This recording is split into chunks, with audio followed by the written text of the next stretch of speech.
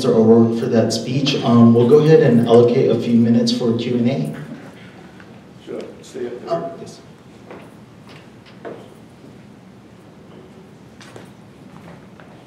Yes. I have one specific question, and everything that you said about the changes that have occurred over the last 30 years. I was just simply surprised, I don't think I need it, I was simply surprised that you hadn't brought up the Powell memo, also known as the Powell Manifesto, as being one of the steering documents that made what caused income inequality explode and how we deal with it as something that's just vogue.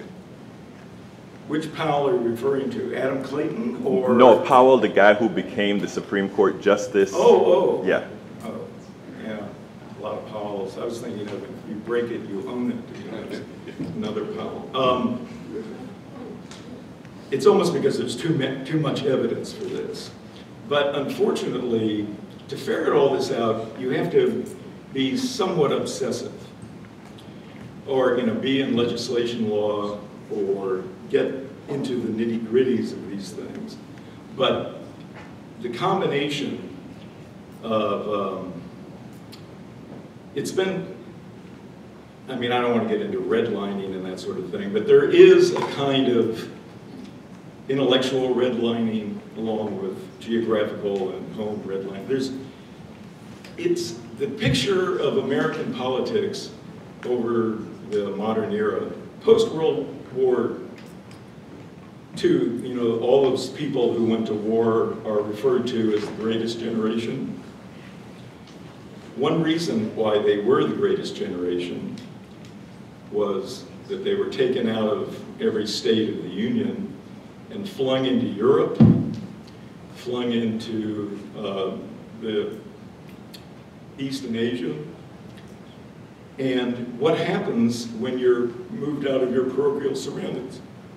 There are statistics about crime statistics. And most young people who end up in prison before the age of 23 or so have never been out of their neighborhoods. You take people and you put them in France, you put them in Germany, you put them through a world war like that, they're no longer parochial. They become citizens of the world. And of course, it has good and bad consequences. You don't want to have world wars in order just to make people more sophisticated. The problem with the Vietnam War was that everybody who went to Vietnam had a 12-month time horizon. 99% of the people never spoke Vietnamese. The Americans who were there, they came back shattered. Unfortunately, the same thing is going on with the Middle East. Even though they have continuous redeployments, they're there smashing civilizations rather than being introduced to them. And so they've even had these, the idea of, the most socialist thing in this country is not Bernie Sanders, or President Obama. When they hurl these things at President Obama that he's a socialist, you just have to laugh. Nobody becomes president of the Harvard Law Review who doesn't know how to make rich people happy. That's just what goes on. So, but again, as I ended with, Bernie, it just took 40 years, and all of a sudden, or 50 years, a half century before people to catch on. And what happens when people catch on? They react. What laws do they pass? Voter suppression laws. Because they figured, after half a century, somebody might catch on. So let's have as much voter suppression as possible. The only sad thing I have to say on the other side of voter suppression is the population, unfortunately, does a good job at it itself, since barely 50% of eligible voters vote. Any other? Yes? Yeah, well, last week in the New York Times that Trump gave an extensive interview. One of the questions was, if you want to make America great again, when was the country great before? And Trump, especially for you, he mentioned the early 1900s, but especially for you, he mentioned the period right after World War II through the 1950s. And I wonder again, from the beat tradition especially, what that reveals about Trump. If you'd speak to that, please. I can't make any claims for Donald Trump. Meaning in the sense that I want to say, oh, Donald is, I guess, a little younger than me, barely, but his view of the 60s was a little bit more privileged. He was on the fraternity sorority side of life. But what he's saying is, post-World War II, we were the only nation, that was left, standing. The dollar was the current world currency. Everybody was in their place and knew their place. And there was this kind of shell shock that the whole population sustained in the sense that, let's not. But it had enough, again, surplus capital that even though women were driven from all their factory jobs, so the returning men could fill those factory jobs. I mean, the economy did. You have to look at the graphs and see what it did. But it was like just a period that lasted in a kind of placid, stunned way. But it was the incubator for all that came. It's funny now, I mean, talking back in the late 40s, 50s, gay population was a buried subculture. Nobody, but subcultures are like secret societies. They're alluring, attractive. So like beatniks and whatnot, it's like back in the late 40s, early 50s, if you knew somebody who was odd, it was almost like, oh, isn't that strange? Because the orthodoxy had so permeated the kind of middle class when there was a middle class that there was something alluring about all of that, meaning it was where the artists were. It was the demi-monde, which doesn't really exist anymore. The allure of the gutter, as Baudelaire would talk about it. Now, you see, well, the only thing corporate America has done is that the Republican-controlled legislatures in a variety of places, North Carolina and others, want to ban gay rights at certain levels. And who speaks up? The big corporations. Because they know those are customers. Those, until the last 10 years or so, that was double income, no kids world. Now there are children. But it's just a phenomenon where corporate interests see their own interests. That they have customers, so we're gonna try finally to have some kind of check on the madness that still possesses. One thing I didn't get to is one thing that's always intrigued me, being, I'm a First Amendment absolutist in some ways, but also, why do conservatives get to take over state legislatures and school boards and all those other things? What is that about? And I've come to the conclusion that the reason is almost stuck in the philosophy itself, that conservatives by nature are parochial. They don't see beyond their noses. They see very locally. Whereas liberals, so-called, liberals see the world, the globe. They see all these large ideas. They want to talk about, climate change and other impossibly far off stuff. And the idea of being on a school board to a liberal seems like, oh, who wants to do that? Well, conservatives in America want to do that. And that's why you have that Ms. Brunner, or whatever her name is, who is looking to be on a school board so she can further her denunciations of any intellectual thing that happens to pass by Texas textbook. Anyone else? Yes? Yeah, you mentioned privatization of colleges, or I guess education. What is the capture and what's the reason behind that? How is the public being, consoled into thinking that's the right choice? I guess to go into that. Well, I mean, it really is a good question in the sense that you think, how did that happen? And that happened because of the good old entrepreneurial spirit of America, meaning once these laws were passed that were guaranteeing loans that were made, it's just a big pot of gold. And so, people with a little business sense did want to go out and say, well, this is an area I can get in and hire all sorts of adjuncts and somewhat qualified people to teach at these places.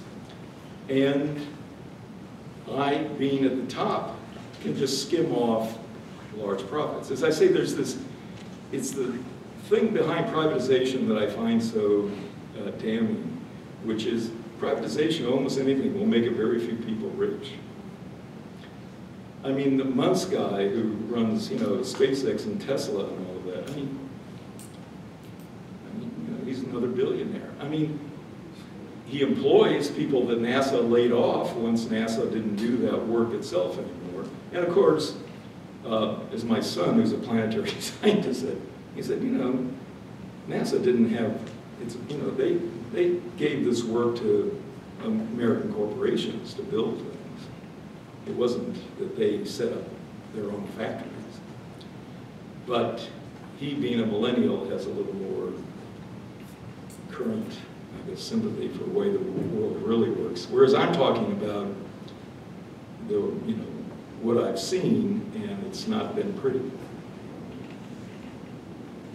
Yes? You think from back then, opposed to since we are American and we were built on capital, that we can we're built on capital and that we can gravitize on business. And instead of education, when we had that choice, there was two options, you can either go to school or work. Mm-hmm. And that's sort of I was at a trade school before coming here, and a lot of the people I met, they were either already good at certain skills that they didn't need to acquire a degree, but it was kind of harder for them to find jobs that were either they could find the materials that they were sourcing out in there, or they couldn't actually, they couldn't build, have the materials themselves to build it at home, so that way they could make money instead of depending on like what you said, a corporation that takes from them instead of them having all the money that they need to do. That way they can help out their family or help out other friends. That way they can build their own business. So do you think that's kind of dimmish now in this generation? Or? Well, I mean, you bring up, all those are good points, because they always make a point, all these Silicon Valley places all start in a garage somewhere, and just two guys, and they got together and fiddled around, making their own radios or whatever.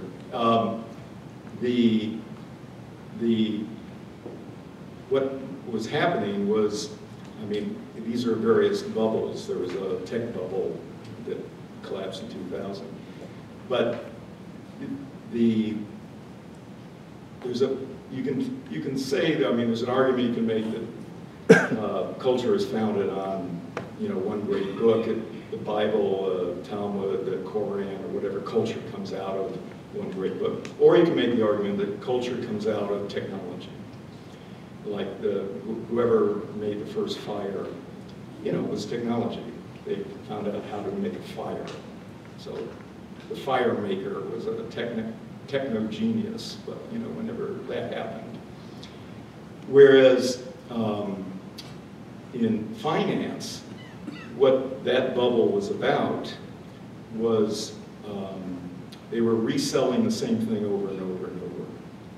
They invented these, credit default swaps, derivatives. They were literally reselling things that already existed.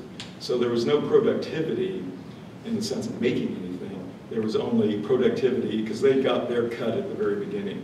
When they sold something, sold derivatives, sold credit default swaps, they got a percentage of what was sold. And what you're saying is, if you're making so many people rich, so rich that they now do all these IPOs, where they go off, the smart kids who are in a garage somewhere and give them $1 billion to start, you know, Square or one of the, you know, the cyber culture and the technology involved there is really, in terms of numbers, is employing more poor Chinese than anybody else. Foxconn making the iPhones and all that. People, you know, agrarian types come to cities that have been created. I mean, it does look like the 19th century in Britain, or, you know, the pre-World War II startup here in America. But that's the crux of it. If you don't have jobs, the thing that usually is a hallmark, again, of good economic times is when you have rising population.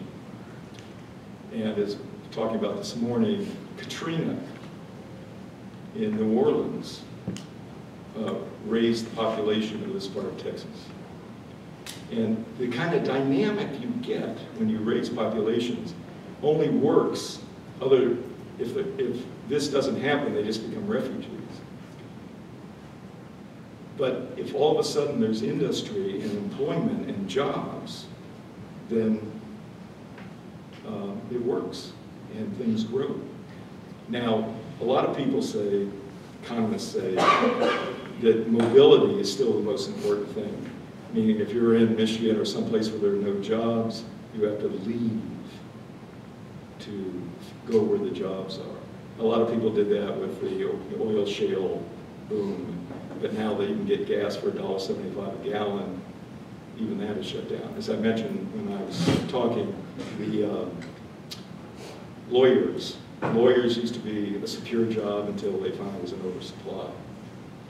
So you're really buttressed around that sort of thing. I work in the service industry.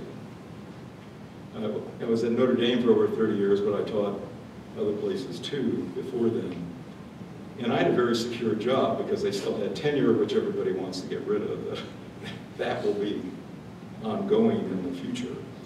But I was in a service job. I taught children who were well off. Now, not 100% were well off, but 80% were well off. And it was a secure job. So some of this is happenstance, meaning you're just stuck with where you are and what's going on and what your opportunities are. But one thing, when I talk about the humanities, one thing in this culture is free. I mean, it used to be in this world, you get two things in America free, you know, ballpoint pens or a t-shirt from somebody. I mean, you know, they were free. People were getting t-shirts. But the other thing that's free are words. Nobody charges you for words. You just have to get a little pocket dictionary or something. Words are free. And psychologists would probably tell you that, oh, if you don't have to pay for them, you don't think they're valuable. Words are free. The more words you have going around in your head, the easier it is to think. Because the words need to come together. And if there are not a lot of words going around in your head, it's harder to think. Words are free. Get as many as you can. Be as greedy as you want. There's some place to be greedy. It will pay off. It will pay off. It always has. In the Bohemian tradition I left out, you always ran into this character, the autodidact. An autodidact is somebody who never went to school or very little school, but who just read everything. They read, you know, promiscuously, in the sense that they would read all sorts of stuff. And you would meet this, I mean, in my case, because back then it was, you know, mainly men in the bad old days. And there'd just be this guy at any number of manual labor jobs I've had who would just spout on about all, and it was endlessly interesting. Because the person knew all this stuff. And they just got it because they had a taste for reading. Unfortunately, we live in an oral visual age. I see there's a digital camera there. Good. That's the only way these things are going to get preserved. If you're not on tape, digitized, you will disappear from the culture. Just an odd thing. But part of it is always that you need a little luck, happenstance, a certain kind of persistence. You got to, as I was saying, persistence pays off in culture. You just have to keep doing it. You have to, you know, rub shoulders. You have to get out there. You have, if you're like socially isolated, or you don't like, you know, if you're an introvert. I actually grew up an introvert, but I had to overcome that to teach. You know, it's help. You know, it won't be helpful. You have to put yourself out. You have to do things. But the best thing is you have to be interesting, and you need language. If you're not born beautiful, like that businessman beautiful in business, you better be interesting.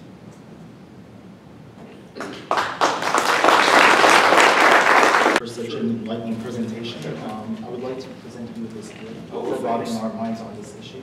So thank you again, sir.